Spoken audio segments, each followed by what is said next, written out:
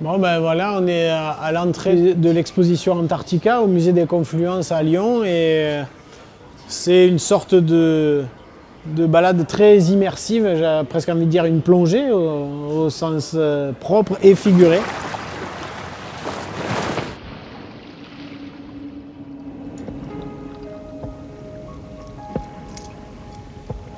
Moi, je suis arrivé sur cette expédition à l'invitation de Luc Jacquet, qui avait connu des émotions énormes avec ses manchots empereurs 10 ans auparavant lors du tournage de La Marche de l'Empereur. Et son idée 10 ans plus tard, c'était de faire une mise en abîme de ses propres émotions en filmant les émotions de 2 photographes qui regardent ces manchots en quelque sorte. Donc il y avait Vincent Munier sur la glace et moi sous la glace. Voilà.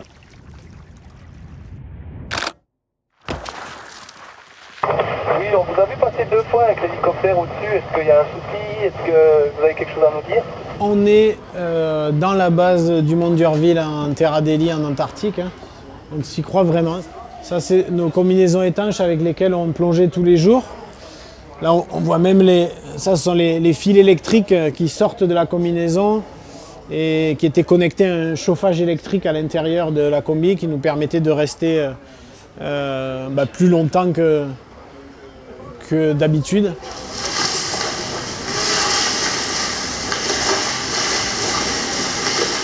Si tu tombes dans l'eau tout nu, c'est la mort en 10 minutes. Quoi. Voilà.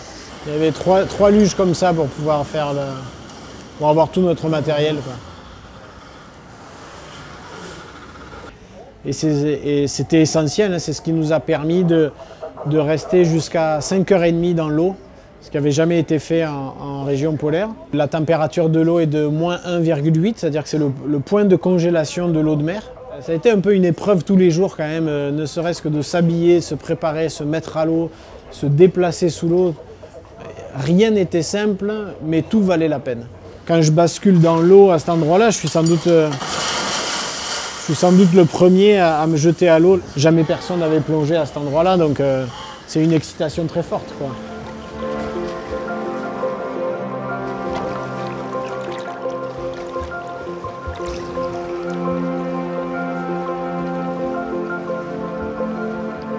Quand on les voit sous l'eau, on a du mal à accepter qu'on les ait baptisés des manchots, quoi, avec un nom de handicap.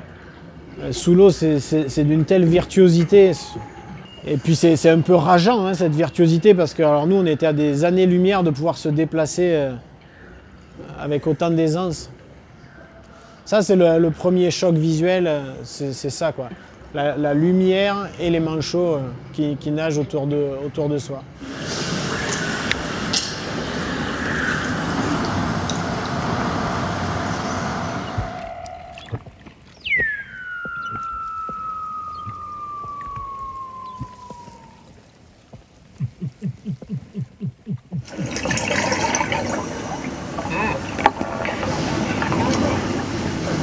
C'est un peu instinctif quand même la prise de vue, surtout dans des conditions extrêmes comme ça où la réflexion posée, elle est un peu biaisée par la rudesse des lieux.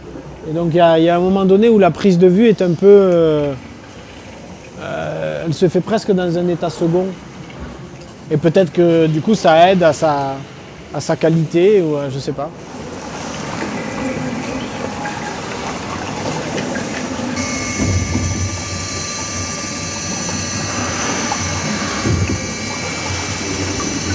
Il faut bien voir que hors de l'eau, on est dans un des plus grands déserts du monde, dans le plus grand désert du monde tout court. Dans le Sahara, il y a beaucoup plus d'espèces que sur le continent antarctique. Hein. Il y a 2 manchots, 2 phoques, 3 ou 4 oiseaux, je crois, et c'est tout. C'est le plus grand désert du monde. Et alors que sous l'eau, à l'heure d'aujourd'hui, il y a déjà 9000 espèces qui ont été décrites. Je ne dis pas observées ou illustrées vivantes, je dis bien décrites, c'est-à-dire capturées avec des engins de pêche, etc. Et qui ont un nom et un prénom en latin. 9000 contre moins de 10 en surface, donc le contraste est énorme.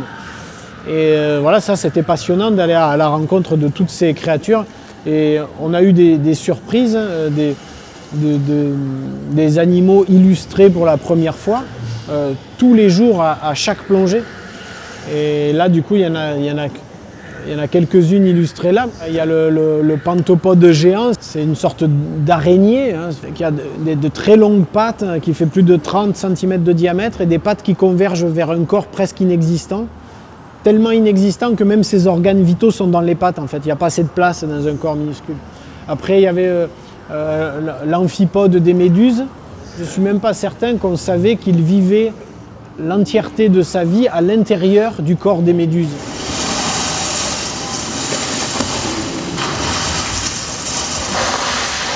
On est dans un peu le bouquet final de cette exposition Antarctica et on est sur la banquise.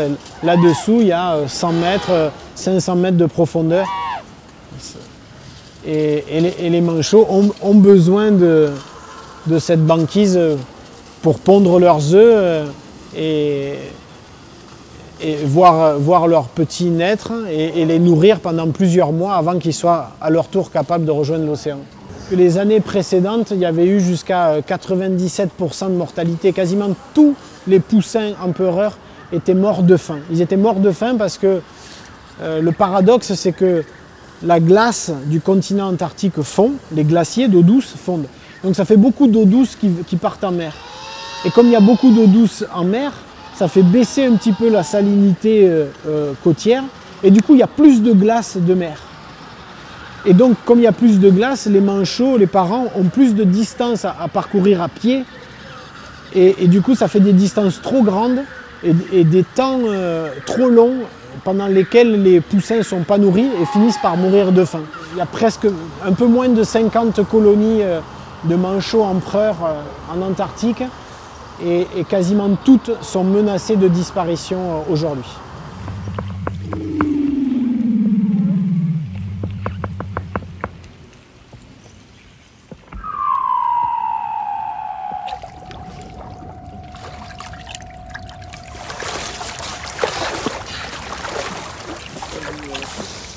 Quand on sort de l'eau, on est plus qu'épuisé, on a laissé vraiment beaucoup d'énergie dans l'eau.